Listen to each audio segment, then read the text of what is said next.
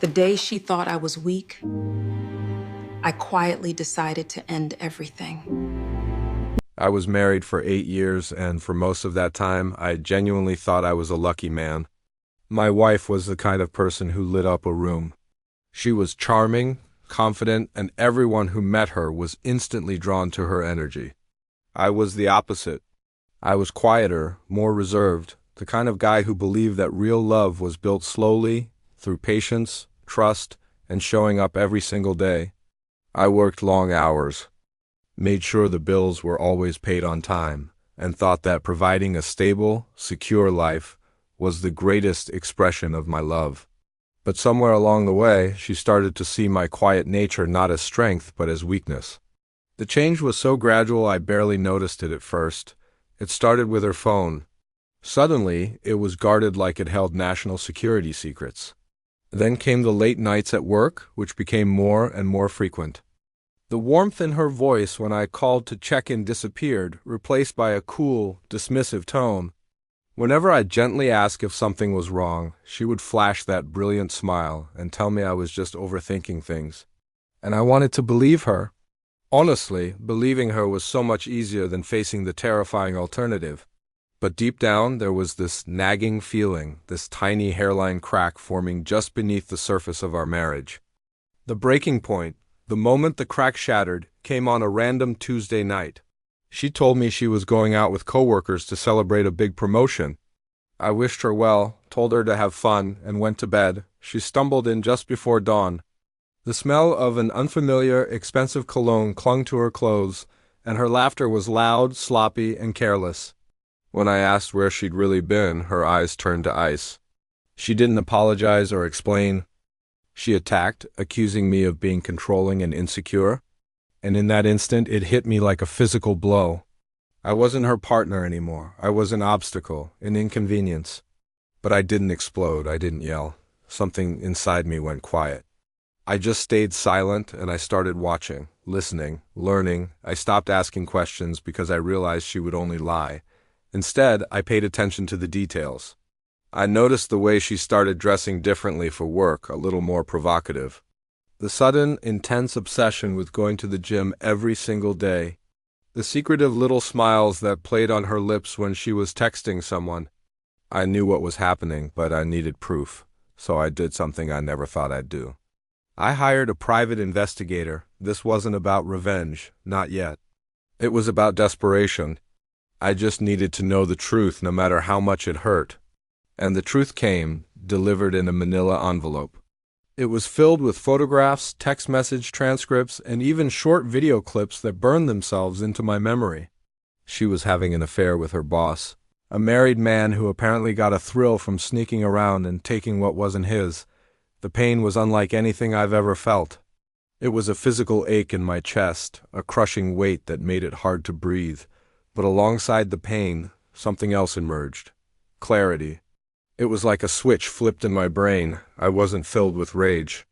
I was filled with focus. I suddenly saw with perfect clarity how I had spent years shrinking myself, making myself smaller and smaller just to keep her comfortable, to avoid rocking the boat. I stopped begging for her affection. I stopped asking questions I already knew the answers to. I simply stopped, and I started preparing. I spoke to a top divorce lawyer.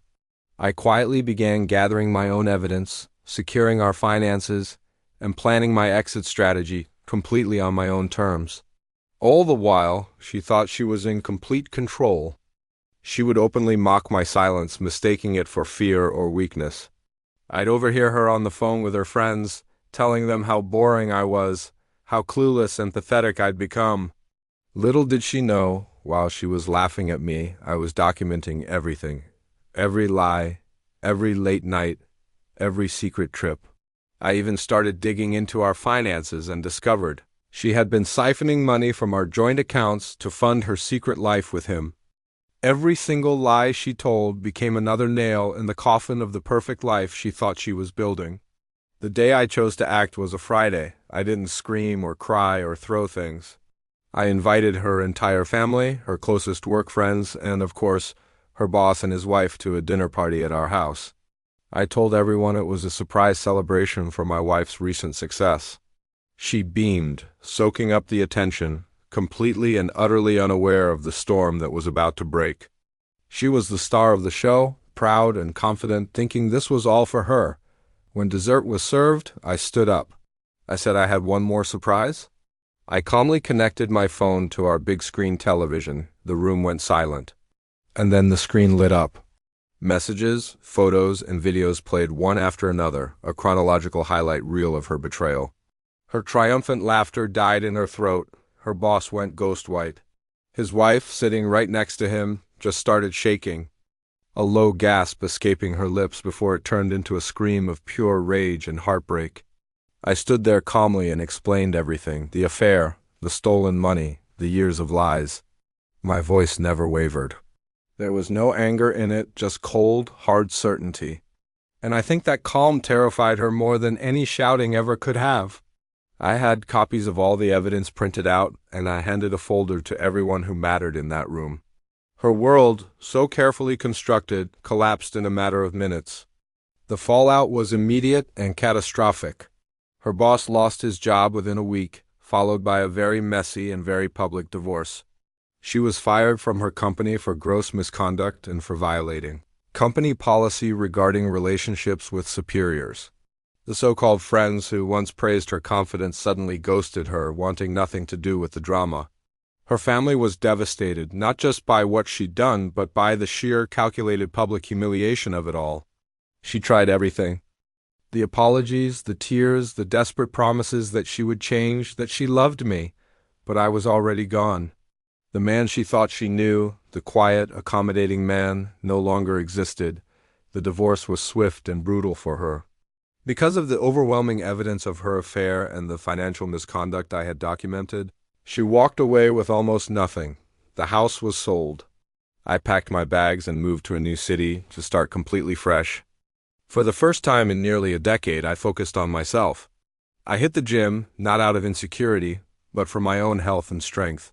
I poured my energy into my career. I rebuilt my confidence from the ground up. I wasn't trying to become someone else. I was finally becoming myself. Months later, my phone buzzed with a number I didn't recognize. It was her. She told me her life had completely fallen apart. The man she had thrown our marriage away for had abandoned her as soon as things got difficult.